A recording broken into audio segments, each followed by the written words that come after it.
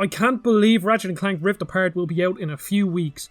I seriously can't feckin' wait for this game. So I decided to go back to the PS3 Ratchet and Clank games. Over in the great US of A, it's called the Future series, but us Europeans just got the titles. We start with my first ever PS3 game. I was 9 when I played this on Christmas, and it made me warm and fuzzy inside playing it now.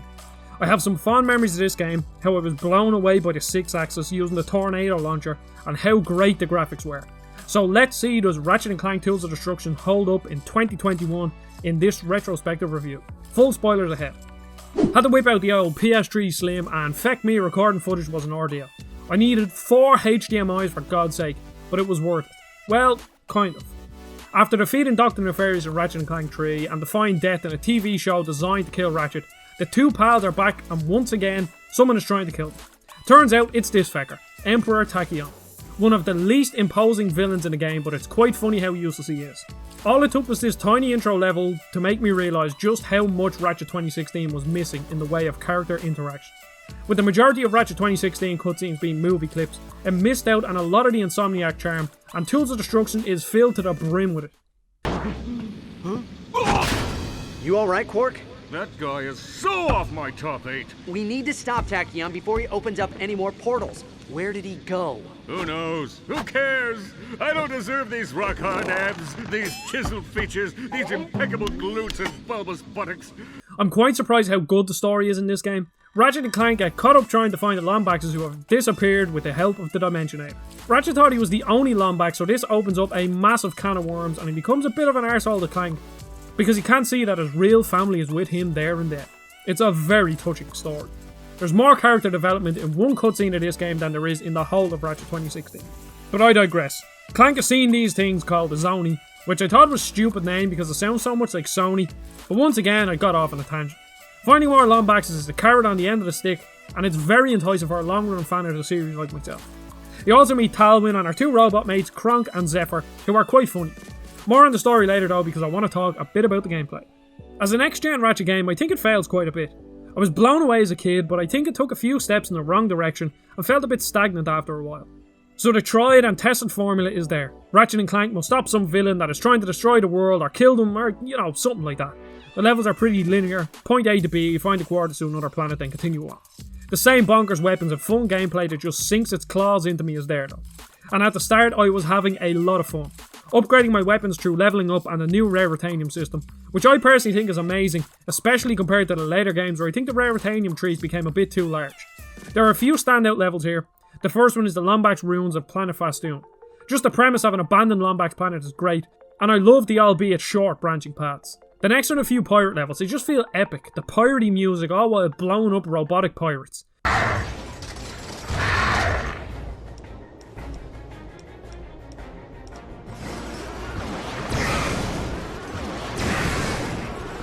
And best of all, we're introduced to Slag and Rusty Pete, who once again aren't very imposing villains but have a great Saturday morning cartoon villain vibe about them. There's also the starts to the open level scene in the later games where you go around killing big enemies, and I really enjoyed them. And this is a weird memory, but this level specifically reminds me of Beautiful Girls by Sean Kingston. I just have a very vivid memory of me sitting there playing it while listening to the song. Great song though. There's nothing really wrong about the narrative. In fact, I would say it's one of the strongest in the series from my memory. Where the game fails is the gameplay. Now don't get me wrong, still a great formula, but I feel it oversteps slightly. But luckily this was reverted in later games. The main problems are the health system, checkpoint and weapons. So the health system is just stupid. No matter what enemies you're facing or the army you have, it seems to die in a few hits, which was very frustrating when combined with the checkpoint system. The amount of times I died and got sent back about 10 minutes was ridiculous and infuriating. Now it is a 2007 game, so I guess it wasn't too big an issue back then, but nowadays it really stands out. And lastly, the weapons. It felt like there was too many of them, but after comparing them to other Ratchets, it's pretty comparable. My biggest gripe here is the amount of completely useless weapons. You have the typical blaster and bomb glove, blade shooter, majigger. They're all still fantastically fun to use, but there are 5 weapons that are completely useless. The most useless being the tornado launcher, which leaves you completely vulnerable as you aimlessly guide the tornado around with the 6-axis. The others are the Razor Claws, Shock Ravager, Magnet Launcher, and the Nano Swarmers, which has to be the hardest weapon to level up in a Ratchet game ever. It all started to wear down on me near the end. I was still enjoying it, but it left a slightly sour taste in my mouth. Especially since these feckin' invisible enemies were the biggest sponges in the world, and I had an extra 3 hours playtime because of how much of them I had to kill. Obviously I'm exaggerating here, but they were quite annoying. Anyways, after slowly unravelling the whereabouts of the Dimensionator, and Ratchet being a bit of an arsehole, he realises Clank was right all along and that the Zonies are actually real.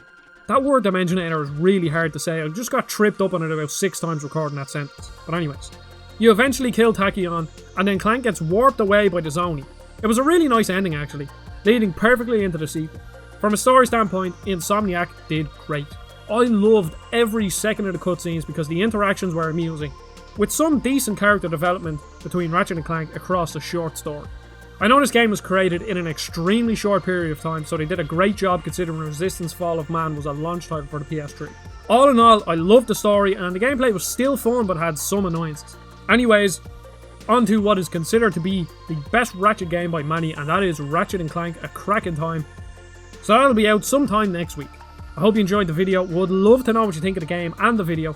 Don't forget to subscribe and join the Discord down below, and I'll see you all on the next video.